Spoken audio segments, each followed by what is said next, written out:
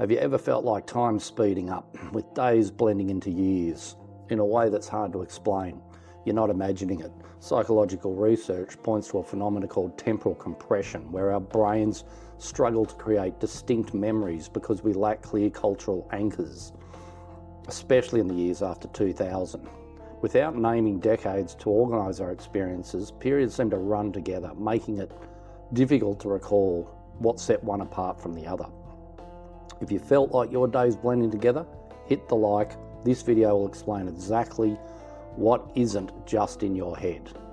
We'll look at how shifts in culture, language and technology are warping our sense of time and why the 2020s feel so hard to define. To understand how we got here, let's have a look back in time when decades felt unmistakably different. Distinct decades once gave our lives a sense of rhythm and change. The 60s stood out with flower power, psychedelic rock, civil rights movement, images and sound that instantly evoke a particular moment in history. The 70s arrived with disco, punk, dramatic shifts in social attitude. Even the 90s brought grunge, the early internet.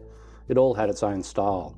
But when we're trying to pin down what defines 2010, recent decades seem to blur together, making it hard to recall what set one apart from the next. This blurring isn't just nostalgia.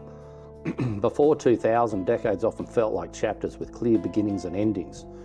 We had names for them: roaring 20s, 60s, swinging 60s, and the names reflect and share the experience. Cultural trends in music, fashion and social movements helped everyone to feel part of the same era. These markers gave us common language for time, and they shaped how we remembered our lives. Everything began to shift around and turn in the millennia. Fashion cycles sped up, shrinking from years to months. Music lost its dominant genes. The charts blending styles and eras together. Social and political movements no longer lined up neatly with 10-year spans. Instead, culture became a constant churn of fleeting trends. The sense of a decade as a shared cultural movement faded away, replaced by an endless scroll of microtrends and fragmented experiences. This change has real effects on how we remember our lives. A 2019 experiment published in Memory and Cognition found that people recall about 30% fewer personal events from periods that lack strong decade labels.